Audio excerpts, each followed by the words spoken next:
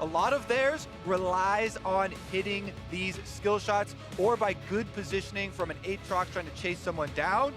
So there definitely is a lot of room for outplay in this matchup. Outplay is always exciting when you get the best teams in the world here at the World Championship. The last remaining teams from North America and South Korea here at Worlds. And Korea has not missed a semifinal since 2011 when they weren't even invited. Every year has been Korean domination or at least excellence, making the final or winning the title for the last 5 years straight now. North America has not made top 4 since 2011 when there were no Koreans. And so now to win a best of 5 over Korea, for Cloud9 to make their first semifinal since 2011, that would be historic. I do think the title of the last hope versus the only hope, definitely a fitting one that has been bestowed upon this matchup. And yet, I think personally, Kobe, that history has never meant less than 2018, where so many memes about how League of Legends plays out both on a match-by-match level and also on a calendar level just haven't happened. SKT, TSM, not at Worlds. The Korean dominance right now in a kind of a whimpering status, 1-0 down with the potential elimination of the home region from the World Championship. Seems like there's a short pause at the start of the game here, maybe some configuration issues, but we just want to get into this one as it's such a fun matchup. I do agree with that point, Papa Smithy. It kind of feels like in the past, when people give you the rose-tinted glasses answers of, you can follow your dreams, you can be whatever you want when you grow up, it sounded a bit hollow. And yet this year for League of Legends does ring true. It does feel quite a bit different here this year. Now, I think we had the same issue as last week. Svenskeren spilled some of his glorious water onto his keyboard. I think he's getting a replacement. So about 2 minutes of the ETA I've been given coming into this one as we are paused before the game starts. And is this a replay? No, it's a new one. Oh! Or it might be the same. I don't know. It's hard to tell. It's the same person in the same jersey. Oh, we said it's so important in best of 5s to adjust and be able to adapt, yet Svenskeren with the same water mistake that he has shown already at Worlds. I've been confirmed that was a new clip. I couldn't tell. That was the exact same action from back in week 2 of the group stage. You hate to see it. Yeah. Hate to see it. Incredible. He's picking champions with few skill shots. Maybe that's the right way to go. His eyes seem to be a little bit off today. All right, we need to clean up the hand-to-mouth coordination here a little bit on the side of Cloud9. Get them situated before they go into a very important game number 2. As we've learned from yesterday's games, in these best of 5s, easily you have to put aside the previous results and completely focus on the task at hand. And I'm a bit put across by the fact that we do eventually have this Rise selected for Kuro. He's already played 68 games, because of course they went to Rift Rivals, did a Freak of Freaks, they had to run the entire gauntlet. In this 69th game, it's his first game on Rise, it's his 22nd unique champion, and yet it's one that basically is bread and butter for so many other players. I'm so glad we're seeing these picks come out from both teams in response to what has been shown in Champion Select early. We set up this game, and these coaching staffs on both sides be ready for adaptation and be willing to pull out these picks, trusting in their players for the matchups. And this time around, in response to that Rise, Technique. the Ahri definitely... Sorry. Svenskeren nailed that as trick. reliable. But the important fact here on screen, it has been resolved. And Freak, take us in. We are into game number 2. Cloud9 up 1-0 over a Freak of Freaks. And this is a very exciting matchup. It has been a weekend of upset victories. That first game was massive. Cloud9 did not let off the gas pedal. That was straight up into the right, nearly a straight line. I do need to emphasize how important the jungle and the jungle pick was in the last game. Xin Zhao can initiate for Cloud9. Svenskeren started so many of their plays in the skirmishes. Graves can bring a tremendous amount of damage, doesn't play the same front line as Xin Zhao. It's much different with the smoke screen really bringing the utility with this champion. And from there, I'm actually zoomed in on the level 1 because I felt they did a pretty poor job of tracking Svenskeren in the early game. He got off a level 2 gank on the Xin Zhao, which shows you that Afrika were working with pretty limited information. So some way to curtail what ended up being such a high-tempo game with Spirit reacting to the proactivity of Svenskeren. And I say the word spirit, of course, we must remember that with Mowgli in the lineup, he was able to watch game one with the coaching staff and should potentially have some insight into Svenskeren's path. It's a big point, and honestly, they should have been prepared for a level 2 bottom from blue side. That, to me, has been the most common jungle start that I have seen all of Worlds, coming off of that red buff, pathing down through this side. Yet Cloud9 did find success with it. Early on, a little bit of harassment onto Kramer. You know, the advantage should go to Lucian Braum in a Kaisa-Alistar matchup here. They're trying to get a health advantage to push the wave. Yeah, somewhat importantly, Alistar almost doesn't have a level 1, has to walk up and pulverize you, and good players won't let you really land that anymore, so this should be the push lead, level 2 coming in first. Both junglers, leashless red buff, and we have the Xin Zhao for Mowgli going over to Krugs to get a lot of XP in this farm, as Svenskeren will be spotted by a ward going for this bot side scuttle. There's not many junglers that will actually provoke a Xin Zhao to go for pretty defensive pathing, but Xin Zhao walked in and put a very late red ward right where you see the blue ward on the top side of the river. That was spotted by C9, and that's why they're playing bot side with the Braum pushing up the level 1 strength of the duo lane. They're able to guarantee plenty of inroads, at least onto that Scuttle Crab. Yeah, very important to not get controlled in a double scuttle opening from a Graves. If the Graves gets control of the vision of the river, it can be very, very difficult. We mentioned the quick speed at which he can farm, can also, you know, start to take over as far as the range advantage. Right now, Mowgli walks over the C9 vision, so they should know that he is in this area of the map and invading towards the blue buff. The first thought here of Mowgli is that his blue buff was stolen because he saw the enemy support walk up. Mowgli's actually going to get onto the blue anyway, and looks like he's going to have, with his smite up, the ability to steal this one away.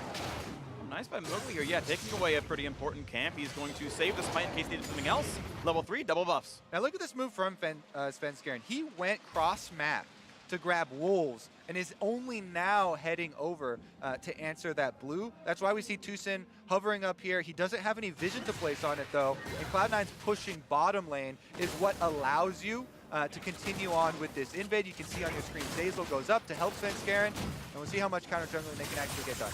And the question is how many camps do get taken away. Mowgli only took the one camp, just the blue buff, then left. Though, look at this, he has not been spotted coming into mid. Jensen should be hovering on the bottom side of the map. He knows his jungler's on that side, but he's very far towards the top side here, very close to Mowgli, who can charge in. Kuro looking for a rune prison. The rune prison to flash for, they're gonna get the knockup as well. There is no way out for Jensen, but he can certainly try. It won't matter. First blood of the mid lane for Afrika. And I love your call there, Kobe, because you're right. You usually tend towards the side that you have backup on. Instead, Jensen was being greedy or trying to play a mind game. But apart from game one, where he could really exploit those mind games, this time he's exploited. First blood of Afrika Free. Revenge for Kuro here, very quickly into the game. Jensen, no movement at all. Instant flash initiation from Kuro.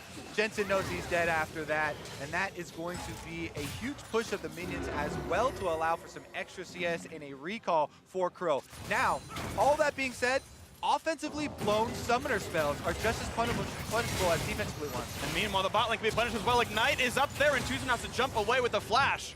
And a good health bar damage there. C9 holds on to most of their summoners. Well, that was some high-octane stuff, but this time the gank doesn't come off. We've been ignoring topside. No buy yet. Keen wants to stay in lane for the 1150 gold for that first buy onto the Hex Core upgrade, but this time Afrika Freak sticking the landing. They're happy for this to be a slower-paced game. Only a single kill in the first 5 minutes. And that's so big for the mid lane here, because now Afrika Freaks have 2 solo lanes that are winning.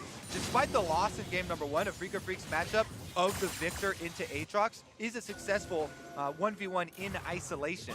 Bottom side has been pushing for Cloud9 and has found success, but now we're seeing jungle attention down there to try and turn this story around. There's something behind them. Now, C9 does have both of their flashes available, plus the summoner heal, but 3v2 can be difficult, and that's Briar's Bloom, but that was Rise hitting it anyway, so it actually now ensures that no one's waiting behind there. Oh, they're on a ward. Yeah, the Kaisa can walk to the brush and shoot a W to stop the recalls, and instead, C9 just wait. Yes, they are still hatching this ward, though, and Freak are gonna stay. They're gonna wait and try to find this 3v2 kill. Some of that CS is being bled out, as Sneaky had to give up a couple CS waiting, but this wave should still push to C9. They don't have to play too far up here. And Tucson might see it as a window with that Q down for Zeyzal. But still no pressure just yet. C9 actually gonna walk up to shove it out. He's gonna stick for that cannon. Yeah, as soon as he goes for the shot on the cannon, that might be it.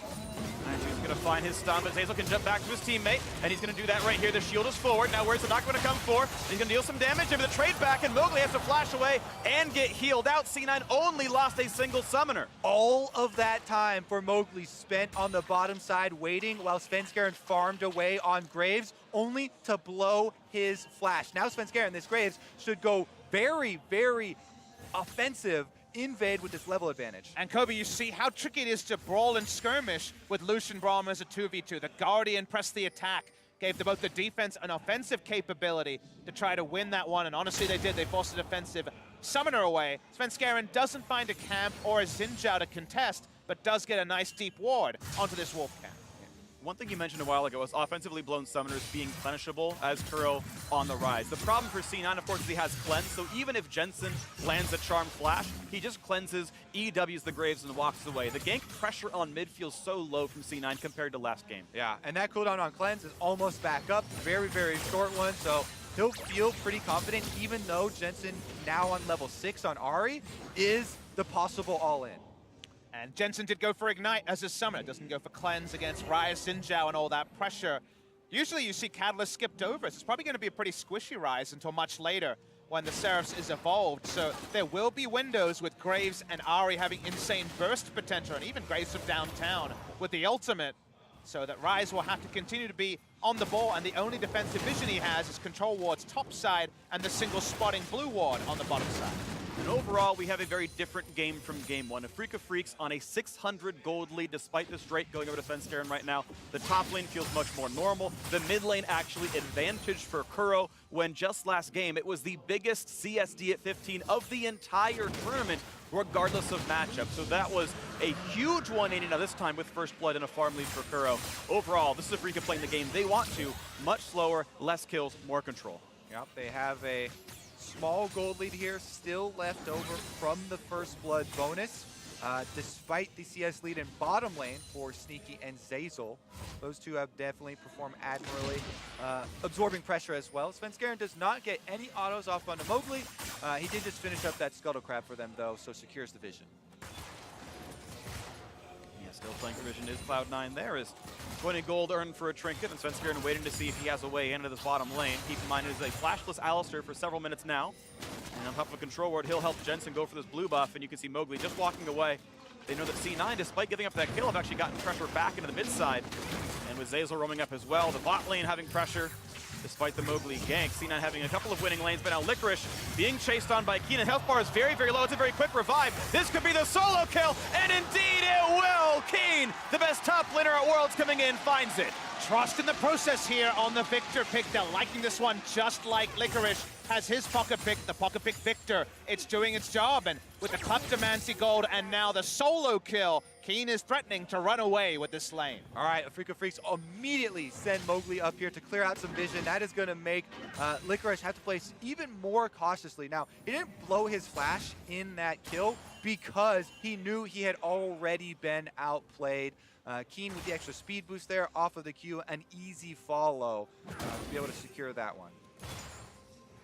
So wait to see if Keen can be one of those big leverage points that Afrika can use to win this game. Still only a 700 gold difference within arm's reach for both squads, as we keep waiting for the next play from Afrika as Rise can roam down, almost in roam warp range, but gonna walk back to mid. Yeah, big miss pulverize there from Tucson in lane. That sometimes happens when you hit WQ too quickly and you're not in range for the W to go off. A lot of older players were very used to having to hit those two keys in quick succession to be able to pull off the combo. Top side though, this is going to be more. Yeah, 2v1 combo here as Licorice is going to try to get away, but Keen gets out from the slow, the flashing forward. They can knock down Licorice despite him blowing that cooldown, and indeed they're going to have it. Keen certainly has the spells and not blowing a single summoner. Licorice's flash way does not work. That's why they had Mowgli clear out the vision previously. Immediately he returns, and now it is Afrika Freaks with the early game lead. And also that means the Rift Herald will be pretty open to them now that top lane has died twice. We'll be playing even more defensively.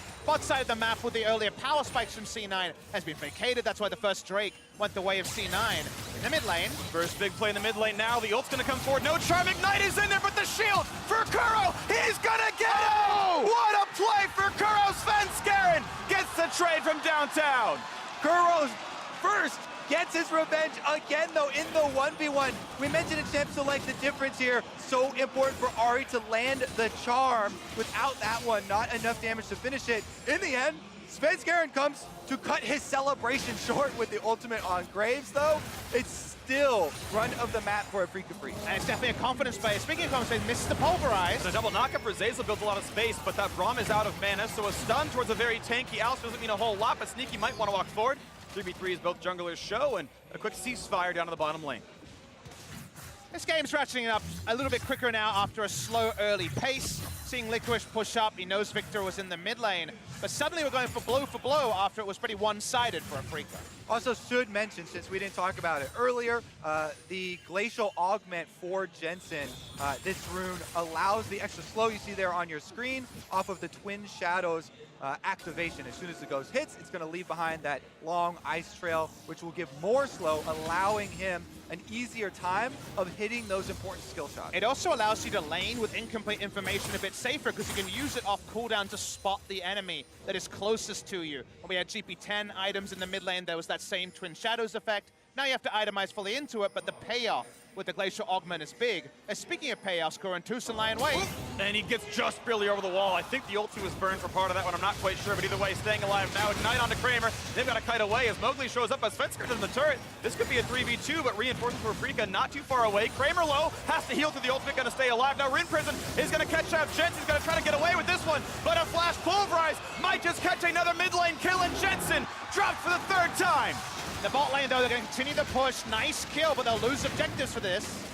Well, first turret bottom lane, but Mowgli able to walk away pretty cleanly. That's some gold back into C9's pocket, but look at this. Keen still answering up on the top side. He'll knock down Licorice. Turns out this is a taste he would like, as the health bar is low, and the second solo kill of the top lane for Keen. Yeah, they decided to go right back into the Aatrox versus Victor matchup, and this time around, Keen actually has time to make it work. Credit to Freaka for separating the game loss from the strategy fail. The game one was lost, but not due to the Victor. The Victor pick was doing fine in lane. This time with a lot more pressure around the map, no 50 CS mid lane lead. The Victor's styling onto Licorice, a sobering moment for a top laner who has had so much success in this calendar year. Cloud9 getting a bit too full of themselves after the game one dominating victory. This time around, both solo lanes, 0 and 3. What will a Freak of Freaks be able to do with it, though? Because the gold itself is close due to the bottom lane advantage. Sneaky and Zeyzal, giant CS advantage, and have taken the first turret bonus gold. It means this game is only 500 apart, with the Cloud Drake maybe edging that one a little bit closer. 2 levels. Two levels to lead for Keen here as Licorice just has to spot. He doesn't have a control ward. He doesn't have any defensive pressure at all. And we're seeing a movement in the map. Together, Kuro and Mowgli with their successes actually find bot side control now that the duo lane has gone top. That's pretty big for a Freak, and picking up this Infernal Drake. That's where their power lies, but you can see both of these weak lanes being shoved away from farm. Licorice not allowed to touch bot lane, but neither is Kramer allowed to touch top. And Svenskeren got himself a Rift Herald, so top lane tier 2 could even be under fire here. And the game remains very, very close as C9 gets their solo gold onto Sneaky once the wave is gone. And we'll see what comes in next. Sneaky definitely the hope here for Cloud9. Double AP solo laners for a Freak of Freaks, so continue to push. Keen with his Sheen, finishing off that turret very easily and pushing in further onto Licorice. 3 levels is absolutely insane. Each individual level generally even more than 500 gold worth of value in just stats, not to mention the skill ups that you get, so it is a tremendous advantage. And it's one of those things where C9 want to downplay where they're weak and accentuate where they're strong, and that's Svenskeren grouping with the duo lane. I actually thought they might consider putting the Rift Herald top, getting the inner turret, and then looking for a Baron play. They have very strong Baron damage with Lucian Svenskeren on the Graves. But for now, they're going to continue the top side control, but conserve the Rift Herald, hoping to get the mid lane turret from. 49 CSD at 15. Yeah, that is 2.5 times as good as it was in the first game. He has been allowed to flourish up there, and flourish he has. And this is after they already got a look at it. In game number 1, he was up 19 CS. Licorice said it's just fine. Here, teleport top, though. They're looking to make a team play. Here's the big play up towards Kramer and the rest of the squad as Licorice shows up. Kuro's right in front of him, though, and the chase might be forward. What can Cloud9 find? A big pulverize. Look at the bot side. Keen, he's almost shut down, but he gets the shield, and Svenskeren cannot kill him off, and that is absolutely huge. Finally a trade, but it's still Afrika winning. It's 2 for 1 to them, and they're chasing for a little bit more. Can they get that next kill? Will they find the next pickup? The flash in, almost in range. One more spell will do him in. 3-1, Afrika win the fight. The tables have turned. Afrika Freaks are running this game. 16 minutes, 20 seconds into it, and they rout Cloud9. And that's such a big moment for them. Yes, Keen goes down to the red smite from the Graves, but that's the only win on the side of C9. Afrika are going to break the mid lane turret. They're going to finally bring parity to the amount of turrets taken, and now the gold lead is still not massive, but every time we see these extended skirmishes, they go the way of Afrika. All right, let's take another look. Cloud9 set it up. Teleport comes in from Licorice. Everyone drilling in through the tri-brush, and actually the Twin Shadows, very good use there from Jensen. Svenskeren not able to finish him off, though, as you said, until the red burn does tick down. And this Ace of Predator replays really fought on 2 fronts. On the top side, the double pulverize coming through from the Alistair buys a lot more time for Kramer, who largely comes out of full health in this fight. Kuro wants to get some answering kills. He's got some vengeance after game 1. That's going to be cathartic for him. He takes down Licorice, and now C9 are starting to put down some control wards. They know they're really feeling pressure to get a pick and also to get some value out of this Rift Herald. Absolutely huge performances from the solo laners of Afrika Freaks. Keen, we've been watching him bash top lane all the whole time, and Kuro on this rise, the first of the split for him. Now looking to solo kill at Jensen. Look at the damage he's got, and a little bit more is all he needs. Can't quite get in range, but look at the power he has with only Merc Treads for defense. A lot of damage for him. It almost feels like every solo lane assignment goes the way of Afrika Freaks, and that is a real big problem for C9. Yes, they have a strong duo lane, but leveraging the power when the side lanes are in such a rough spot is going to be difficult for C9.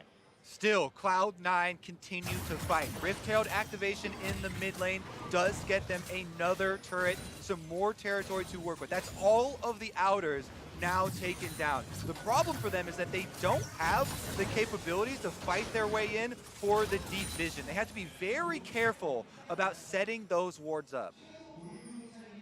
Coming down throughout this bottom river, is trying to set up Kramer for success to get him that farm, to get him a lot of solo XP up to level 10. Has actually managed to tie back with Sneaky, and look at Licorice once again. Forced off the turret, forced off the wave, and that turret's almost certainly a better pickup than this red buff.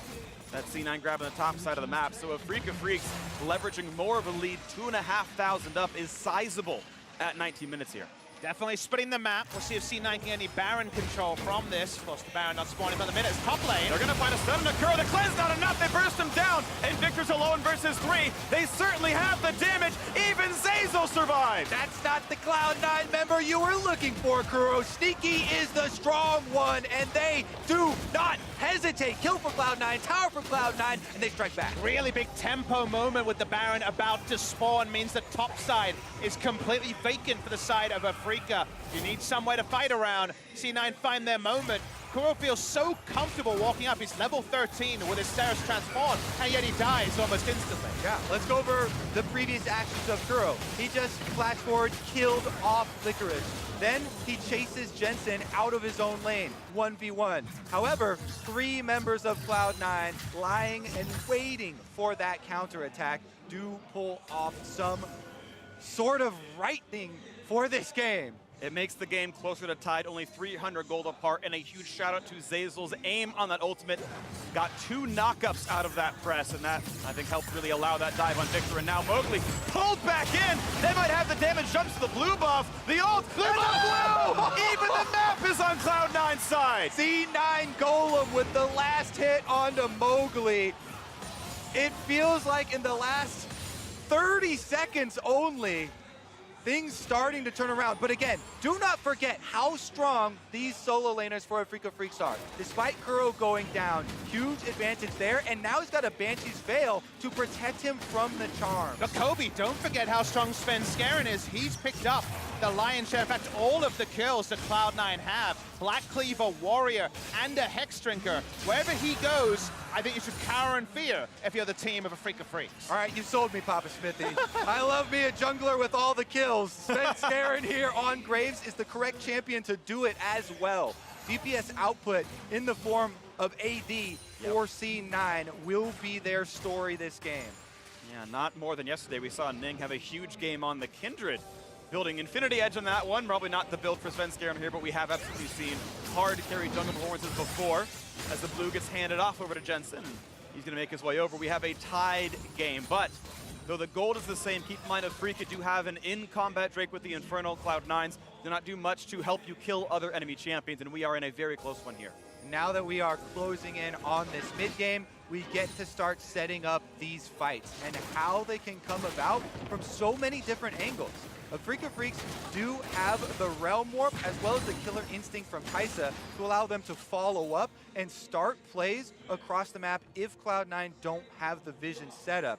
Meanwhile, for Cloud9, we mentioned the outplay possible in all of these champions and how difficult it is to land those CC combinations. Now, it is difficult if you think of it as a very standard pick comp. Okay, the Charm missed, okay, the Braum Q missed, but remember, because it's Glacial Augment Ari, you're transferring late game power because Glacial Augment's a utility keystone in for extra catch. Now the Twin Shadows is that big slowing field. Now also, there's other ways like the GLP to find the catch, and they have insane burst with how strong Sven Skaren is to profit off the pick that Zeyzal and Jensen will be tasked to provide. Exactly. In addition, the area that Braum can control, this is one of the biggest strengths of the champion.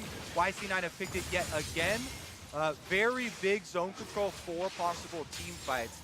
And that's what they will try and use to make it easier to land their damage. Here we go, though. Most of the top control given over to Cloud9. They're putting wards around Baron, while we see a Freak of Freaks investing in their split push on the bottom side. They're really trying to get a lot of value out of that Victor into Aatrox advantage that they still have. And look at that vision. Afrika cannot see anywhere around Baron. There's a blue trigger used. Doesn't even spot a champion. Only knows that they're not at Baron.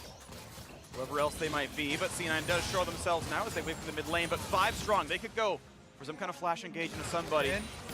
C9 in the wing. They know that Aatrox is not here, so Alistar goes in, finds a bit of damage, but not a whole lot. The jump back for Sven Skaren might have been enough. And here comes Teleport. C9 want the fight. A double knockup. Gonna look for Keen here into this one. Mowgli gonna get brought out by the Realm Warp. A nice ult there by Kuro. But Tucson, he's burning down. That's one kill picked up. And it's time for Keen to flash away. But Licorice is still on the chase. Burning down. He's gonna be revived. Watch out. Jensen has to ult right back out. This will be a disengage now. 1-0. Cloud9 win that fight slightly. So important that Tucson failed the headbutt pulverized because they got no value out of the Alistar engage. He just takes free damage as the teleport is completing. So the 5v4 ended up being a lot more even. And a flash forward caught Mowgli, but he's turning back on. The stun's gonna mean he cannot find Jensen, and it's now a second kill with a jungler dead. This could be a lot. Kuro gonna jump the wall, and he's flashless, and it's gonna be sneaky, jumping over. He'll find the stun. He's got reinforcements. 3 straight kills for Cloud9. And with those kills, that is the jungler and the mid laner. Cloud9 still have a control ward on Baron. They still have the damage to force it, and here they go. The discipline from Afrika isn't working for them. The catching the pick factory is so important. Baron has started. Aatrox not here.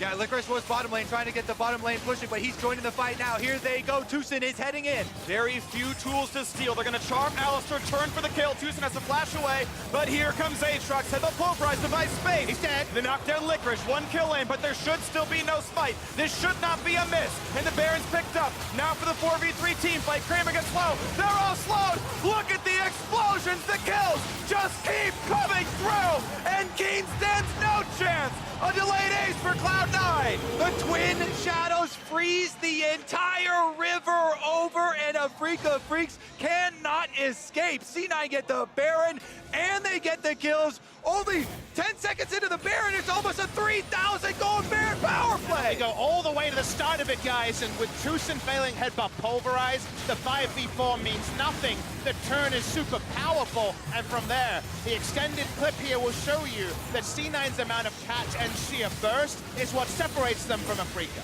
My goodness, the continued layers of engagement there as well from Cloud9 coming out. This is a jump forward at the second time where they're able to go in on Tucson. He does pull back and they finish off Licorice, but here is the Baron smite and then turn. Watch all the slowing fields you'll see as this clip goes on along the ground. 3 in a line, look like mini rumble ults in some way. And those slowing fields hit everyone. Even the victor at the end is standing on top of one. Svenskeren's feeling pumped. NA should be as well. Hextech GLP did work in that fight. Smiles and laughter, and they're back on the map pushing with a 5,000 gold lead.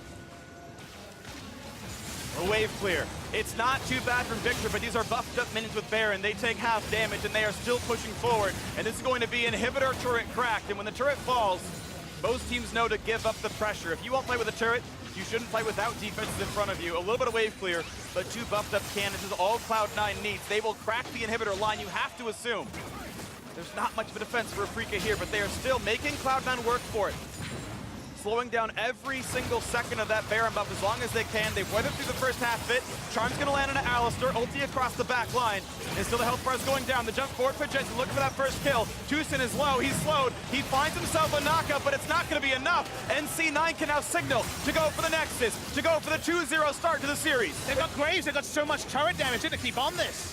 And here they go, as the cage comes down, looking at that very first turret in front of the Nexus. 5v4, when does Afrika stop them? Because C9 are not slowing down. In comes Mowgli, but not for much damage.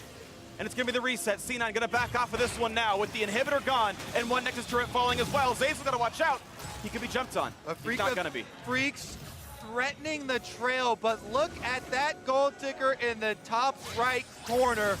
5,500 Baron power play for Cloud9. An Infernal Drake on the way out. Inhibitor already destroyed. That was incredible. Should be the game-defining moment, guys. This should be C9 finding a way to cement what now feels like the first meaningful lead of the game. As this clip goes on, the culling does so much damage to Kramer that even though we always talk about the scaling of Kai'Sa, the value of the Kai'Sa has been close to nil. Look how Jensen is playing this Ahri as well. They go in, him plus Svenskeran, a huge chunk. Then he goes in with the second engagement, GLP used for the slow zone. Kuro does get himself out with the Realm War. Remember, that is another tool that they can now no longer use to defend themselves. And look at that game, it took so long, but it was actually Cloud9 finding the better decision-making in the late game. This is a team that back in the NALCS had good early games, but could not shot call in the end. They have solved this issue, gotten better and better throughout Worlds. This is also a team, this is also a franchise that invested the most into young talent as well as innovation. Reaper has never been scared to put out a new champion, to put out new item combinations, to put out a new way to play the game, and Cloud9 are flourishing off the back of both of those investments. But people love to talk about the rookies. I want to talk about one of the old dogs, Svenskeren, who of course came to group stage on SK, into TSM, never got out of groups. Here in a quarterfinal game 2, he's rocking it 8-1-3 onto the Graves, and he is the one that has been the pivot point for game number 2. This year has been the glorious return of Svenskeran to the world stage, and now Cloud9 looking to finish game number 2. It could be the glorious entrance of North America into the semifinals for the first time in 7 years. They've got work to do. Mowgli certainly has nowhere to go. A statue that has now been fallen. A monument to South Korea may be dropping in the quarterfinals for the first time ever as C9 look to push in. There's work to do, but they've got minions flooding into the base. Looking at a 2-0 start to the series, waiting as bot lane pushes in, but without Baron buff, Victor can wave clear. C9, 5v4, a little bit of super minions, now pushing in towards the Nexus turrets, looking at the big play, the knockups in the back line, the dive in for every kill they can find. Jensen gets one, and the revive onto the Aatrox. 5v3, the turrets are falling, and they can turn simply to the base, and they're doing it here. The backline dive for Kramer, but it is not enough, and Cloud9, 2-0 in the series. Polite applause comes through from the Busan fans. They can appreciate good League of Legends. Korea usually provides that, but it's been the international opposition who have been on point at Worlds 2018. This game was closer for a lot longer, but in the clutch, the smart control of the top red side jungle into the picks that the Ahri and friends provided was shut down by the legendary Graves, and from there, a comfortable victory for C9. The year of the upstarts. The rest of the world has had enough of being held down by Korea in the World Championships. Championship after championship, it has gone the same story. Yeah. But not today. 2018 does seem different, but we have seen crazy comebacks. We'll wait for that. Maybe it'll happen. For more insight on how Cloud9 is one win away from a semifinal spot, let's hear from our analysts. Thank you very much, Freak. 2-0 now in the series for Cloud9.